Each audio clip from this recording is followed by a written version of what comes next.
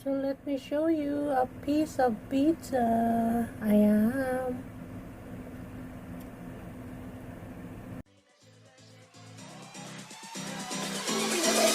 Blast the block. Enemy and friend is not an option. We all listen now, we go dance and start. Sing Salavina, Manor.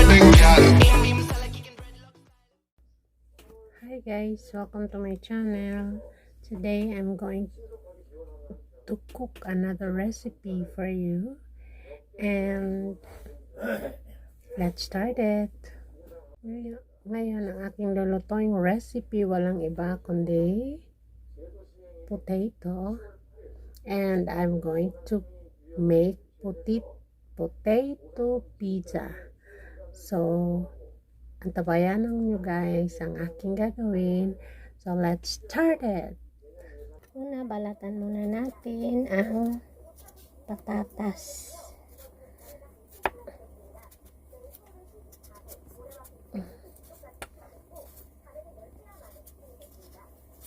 Tatlong malalaking patatas guys ang anuhin ko, ang babalatan, at yun ang gagawin nating pizza.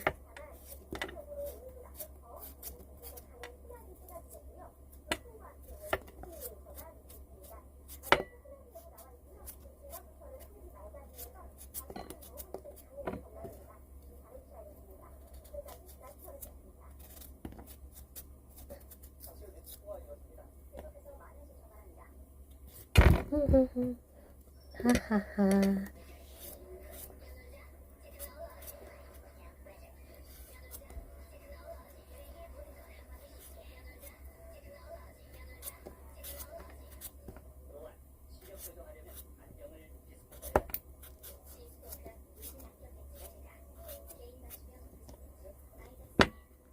After we peel and wash the potato, we're going to grate it. I-grate lang natin mga kansi. Actually, maganda yung pagkakagrate niya.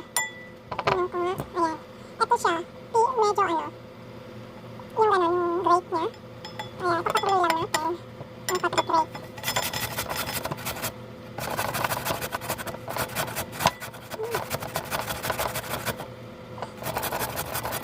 Yung grater ko guys is medyo matalim. Kaya ingat tayo baka kamay ang ating madami.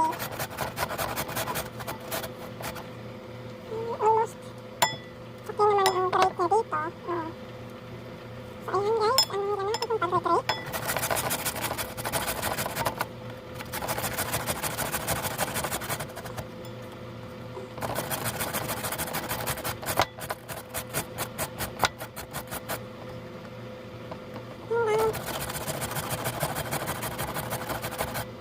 Nakakapagod din mag-grate.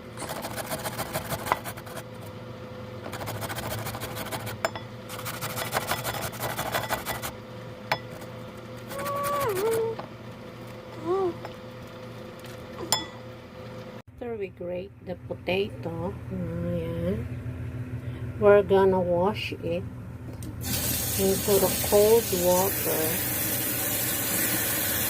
Wash in the cold water. So this is cold and tap water.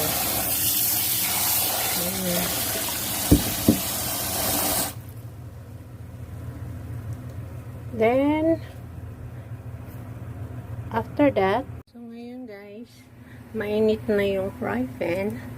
Lagyan natin ng konting mantika, cooking oil, not that much, ganun lang.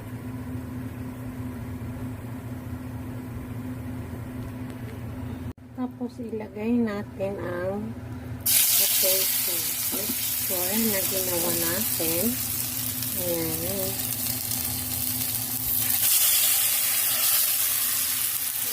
Then, after that,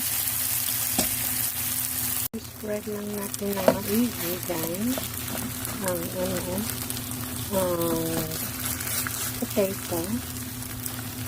Spread all over the area with slow fire or medium heat lang siya.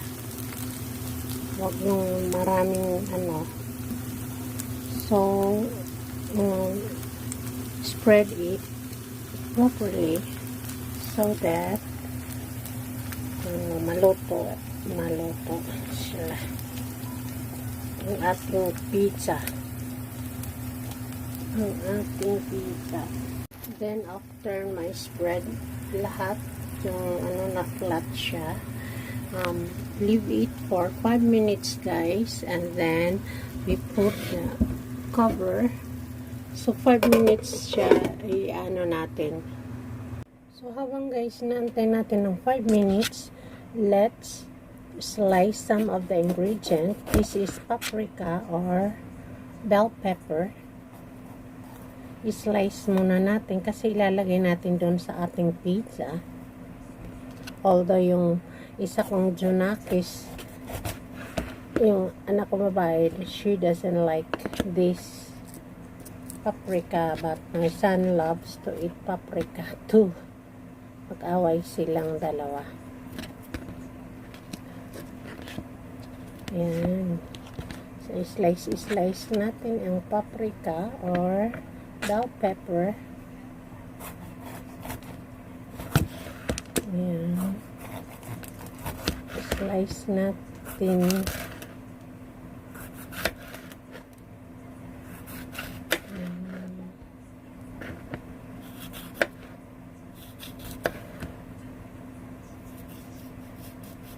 Kung meron kayo guys ibang kulay na paprika, why not? Actually I have red colors but my son ate last night, so ito yellow paprika.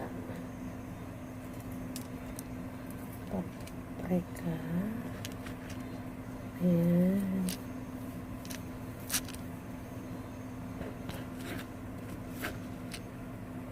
So again, then followed by, so this is ham.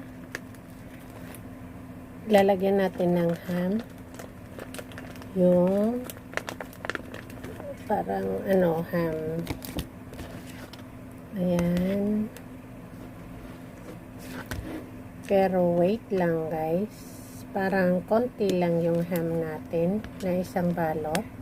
At hindi tayo nakapunta sa grocery.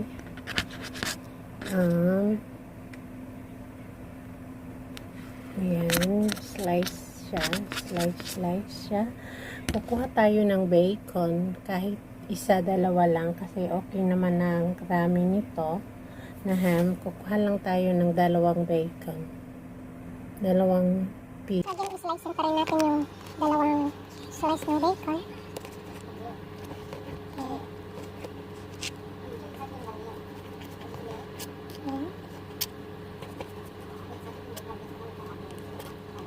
Slicing natin.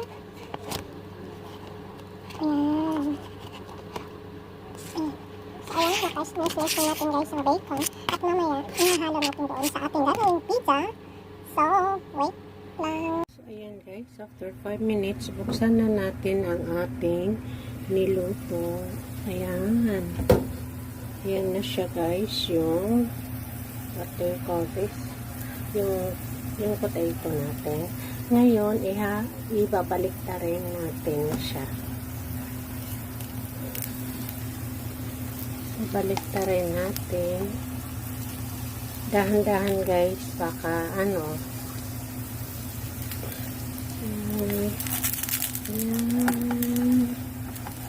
Oh no. So, ayan guys, kailangan natin gamitan ng dalawang kasi maano siya na baka yung pizza natin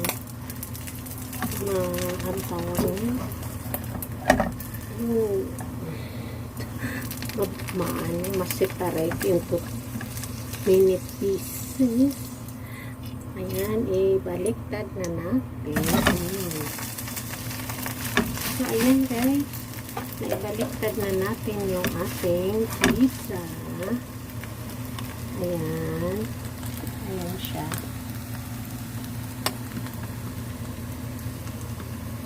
So, ayan guys, nabaliktad na natin ang ating pizza. Ngayon, lagyan natin na ng sauce. Sauce. So, ito ang gamit natin guys, pizza sauce. Ilalagay natin dito.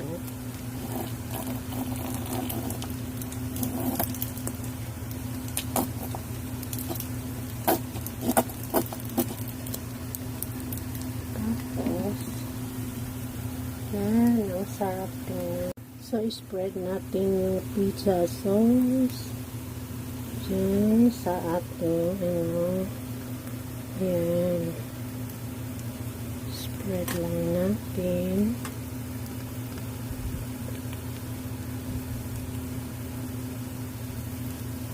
Spread lang natin maigi. Ayan, na-spread na natin maigi ang ating pizza sauce. Ngayon, lalagyan natin siya ng cheese. Ngayon guys, lalagyan natin siya ng mozzarella cheese sa babaw ng pizza. Ayan.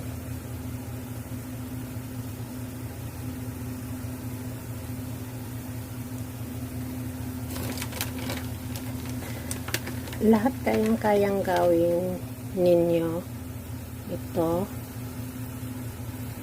at depende lang sa cheese na mozzarella. Masarap yung mozzarella guys, kaya ayan, lalagyan natin ng mozzarella lahat.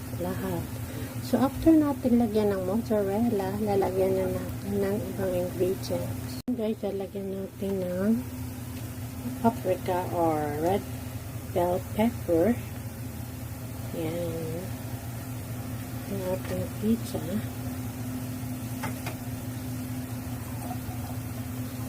Ayan.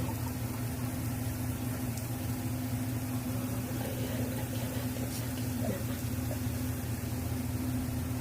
Tapos, lagyan naman natin ng ham at bacon. Slice ham at bacon sa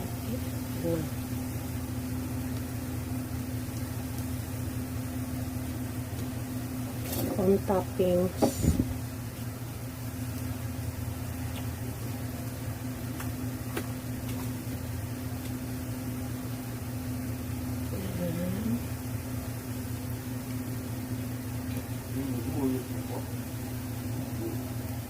After we put the toppings, lahat ng toppings, lagyan natin ng another toppings ng cheese sa ibabaw at leave it for 10 minutes. 10 minutes guys. Syempre with the cover guys, 10 minutes siya ulit. Yun guys, tingnan, after 10 minutes, tingnan na natin. Wow! Ang ating pizza looks delicious. And hahanguin na natin ang ating pizza. Ayan guys, ilaano ko kasi alalayan lang natin dahil baka maano. Ang sarap. Wow guys, tingnan nyo, ang sarap. Ayan, to see is to believe. Na talagang very na yung ating pizza, ang ating potato pizza. So the moment of truth guys, anuhin na natin, hiwain ang ating pizza. Oh guys, you can do it at home. Tingnan nyo yung tingnan. So let me show you a piece of pizza. Ayan.